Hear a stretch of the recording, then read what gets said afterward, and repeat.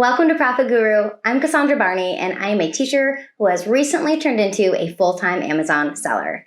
Now, I have spent countless months, countless hours figuring out the right ways to sell on Amazon.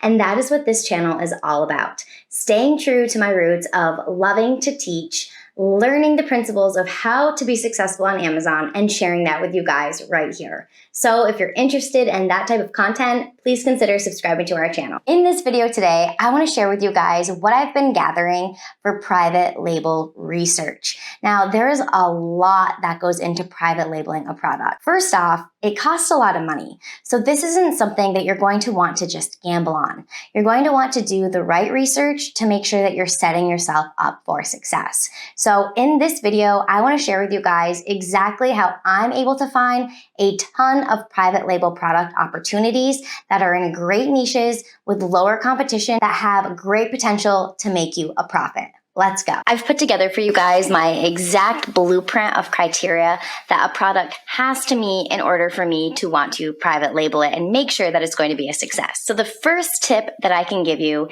is to start thinking of yourself as a world-class problem solver, because that's why people buy products.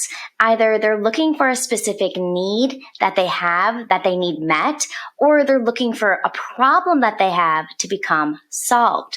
So really start transitioning your mind and thinking through the lens of being a problem solver. So that's the big first tip that I can give you, is really changing your lens and changing your mind so that you're always thinking about how you can solve problems.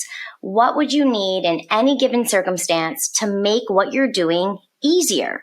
And if there's a specific product for that, there you go. Now you have an idea. So always be thinking about solving problems. The next thing is to train your brain to be intentionally observant. There are opportunities everywhere to start developing products or improving on products. So no matter where you are, be it going for a walk, looking at your neighbor's lawn, do they have something on their lawn that kind of stands out to you that you think, hey, that might sell well on Amazon?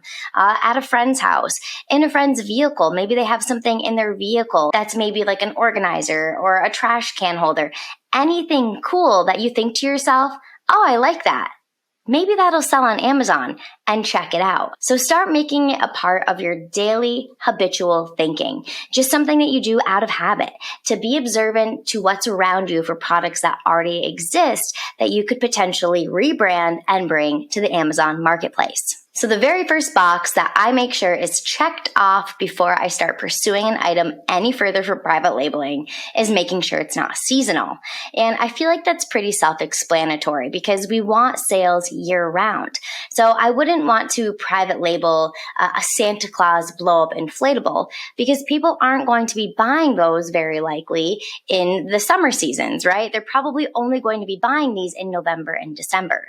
So even something that you might not think is seasonal, it could be. So whenever you get an idea to private label something, always check the historical data of similar competitors and see what their sales are like across every single month to make sure that you're choosing a product that is going to be selling month after month after month. The next thing is you do not want to choose something that is already brand dominated. Now think about it. Would you want to private label tissues? Of course not, because who's the brand that sells tissues? Kleenex. Everybody knows that, right? Some people don't even call them tissues. They say, can you give me a Kleenex?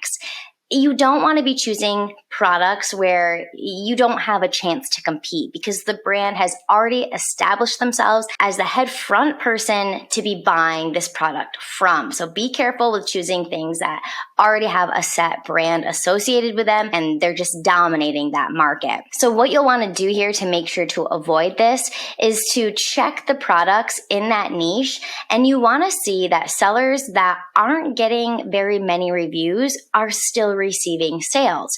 You don't want it to have just a few sellers on the top. They have all the reviews and they have all of the sales. You want to make sure that all of the sellers in that niche or with that specific product, that they're getting sales. They might not be at the top, but that they're still able to bring in sales without having those thousands of reviews that their competitors have. If I were to just go to Amazon and type in tissues, Kleenex are probably going to have all of the reviews, all of the sales, a high number of them.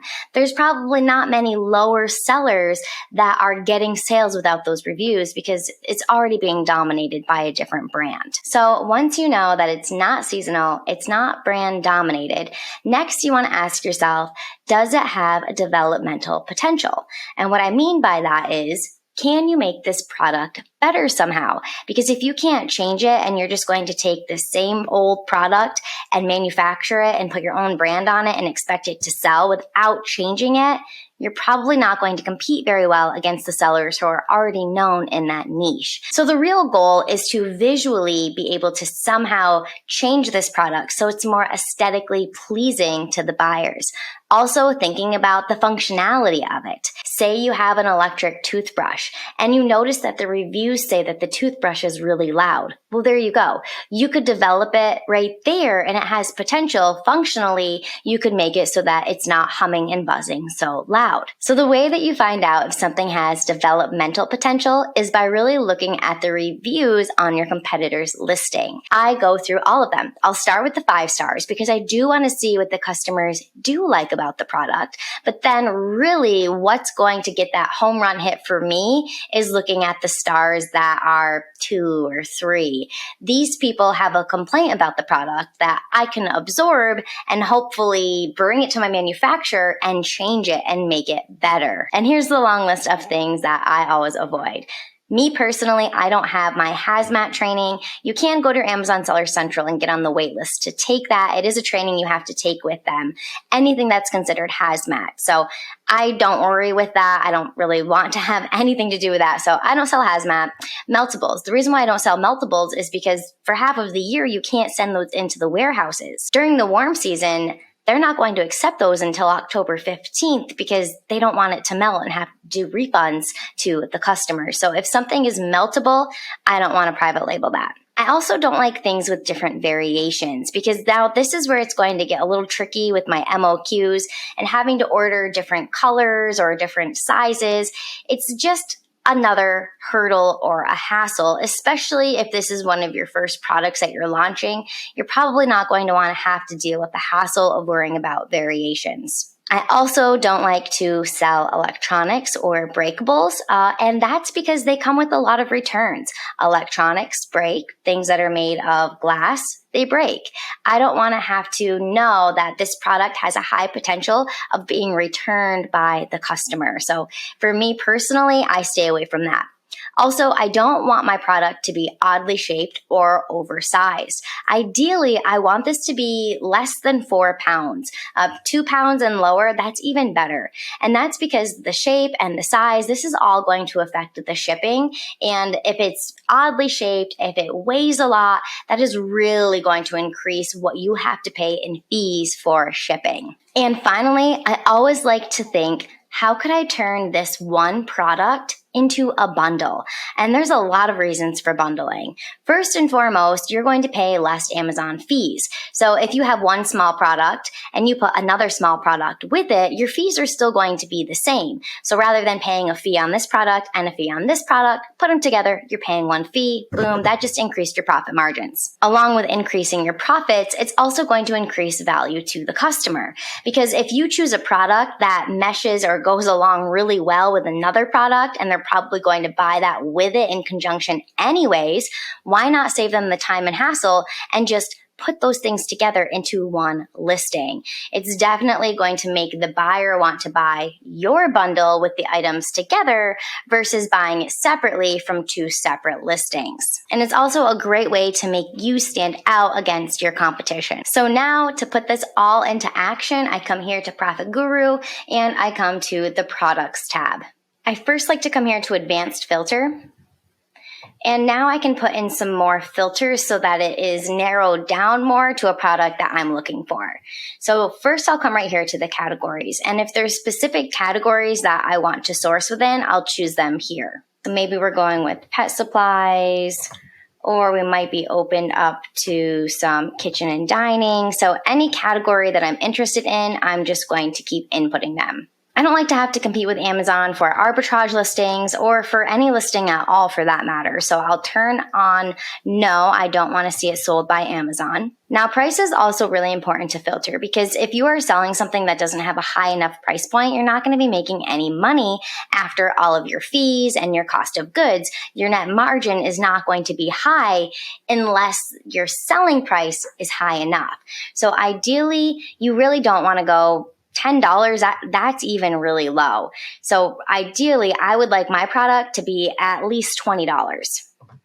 And then for the max price, I'm going to put that to $100 because even though I'm being safe with my products, returns are going to happen. And if my product is costing over $100 and I'm getting returns, that's going to eat a lot into my overall profit. So I don't like to go above 100. Now, weight, I'm not going to want to see that be above 4 pounds. To ensure that the product is actually selling, I'll put that to 300 monthly sales. For the reviews, I'm going to top that at 400. I really want to find something that is not dominated already with somebody buying from them. So I don't want to see things that have products with thousands of reviews. So let's go with 400 reviews or less. Hazmat, I'm not going to want that. And now over here to the listing quality score. This is from 1 to 10, and a 10 is the best. So if I'm competing against a listing that is already the best, where do I have room to come in and make it even better? So I'm going to want to see ones where maybe the listing score doesn't go above a 7 or an 8 so that I can see that there's some room there for me to come in and improve it and make mine a 10. So once you're happy with all of the filters that you set, come right up to search. And now when I'm quickly going through the list, there's a few things that I'll look for right off the bat, and a lot of them are what we went over in the slideshow that I opened up with. Now right here, I can see puffs. Oh, I guess I missed them. So for tissues, we have Kleenex and we have puffs. So I'm obviously going to avoid that. That's brand dominated. We have some candles here. That's glass. I don't want any part of that right now. Protein bars, I'm not going to want to do food products, so I'll skip those. So this looks kind of cool here. It caught my eye because it's something, first off, that is in a category that I know I'm ungated in. This is in pets, and it's super small. We have some pet waste bags here. It also comes with a leash clip and bone bag dispenser. So they are selling this for $20.99. So that's good. That's above that $20 point that we wanted to see. The fees are estimated to be $9.90. So the net after the fees are taken out, $11.09. Now, what you have to keep in mind, this number here has nothing to do with the cost of goods. So this does not have the actual manufacturing and shipping and landing of the product incorporated into it. So that doesn't leave like a ton of room for us to make a really big profit off of. So I would know that I would definitely want to be able to get this all said and done, manufactured, shipped, and sent for maybe $6 tops so that I know that I still have $5 left in profit in the end. So those are the first things that I'm thinking about when I'm looking. It's checking the boxes. It's not seasonal. This is something that a lot of people would need and use. It's super small. Now right here, I have the sales rank. So the rank seems pretty strong, and the estimated number of sales, the 7-day average, the current, and that's a lot of sales. So that looks good. I also like this right here. This is the listing quality score. So this is telling me that it's giving it a score of 7 out of 10, meaning there's room for improvement where I could come in with my bags and make my listing better than their listing to hopefully attract the buyers to mine. So next what I want to do is look at some more historical data, and for that I'm going to come right here. So I can see that they're selling this for the same price across time, and also that the rank isn't fluctuating too much until here the rank actually dropped, which is good because the lower the rank, the better it's selling. And now I can come in here and push the Amazon button to go right into the listing. So the first image has to have the entire product with a white crisp background. And what I'm noticing first off is that that image could definitely be improved. The second image they have is the same. Then they have the little keychain holder and dispenser. Overall, I feel like they're showing what the product can do pretty well, but it definitely has a lot of room for improvement, especially right here at the end, having brand registry, I could also include a video right there, which my competitor does not have. Now I like to come down and check the reviews. What are the customers who purchased this saying about it? What do they like and what do they want to see improved? So the first thing I'm seeing here in the questions, are these bags biodegradable? So that's something to think about. If the customers are liking biodegradable bags, that might be the venture, the route that we would want to go down, making sure that our bags were ensure biodegradable and to showcase it in the listing so that it doesn't leave a question in the buyer's mind. They're also looking at how wide the roll is. So that wasn't showcased very effectively in the pictures. So we could have an image that shows that has a picture of the bag and then shows the dimensions. So now we have the 1-star review. Worst bags ever purchased, and I bought 880 of them. They were cut wrong and the bags are only sealed on the bottom. The side of the bag was slit in the process. So that would be something to ensure with your manufacturer that that's not happening, that they're not cut the wrong way, that there's no way for the seal to be in the wrong spot. Down here we see flimsy and weak. The bags were standard size but thinner. Okay, so now we're getting some really good feedback here. We were going to want to make sure that they're cut the right way, not using cheap material. We don't want them to be too thin. We don't want them to split. Here's another person that's upset that it's not biodegradable because it has plastic spindles wrapped around it, which are not biodegradable. What about the 2-star? They're hard to open. They break easily. Doesn't contain the smell well. That's something to think about. Maybe we could even make ours some type of scent so that it's scented, which would disguise the smell even better. So see how by reading the reviews, you can get a lot of information about what the customers do and don't like, because now I can see that this product is checking all of the boxes. It is something that's small, it's light, it's used year round. It definitely would be competitive. I can improve this listing, and there's a lot that I can improve on. I can definitely change it aesthetically to make it look different, and I can also change the functionality of it so that it performs better. So all in all, this is how I find really great products for private labeling opportunities. If this was helpful for you guys, make sure that you like this video and subscribe to our channel. We put out videos every week to try and help you guys build up your own brand and your own business on Amazon. I'll see you in the next video.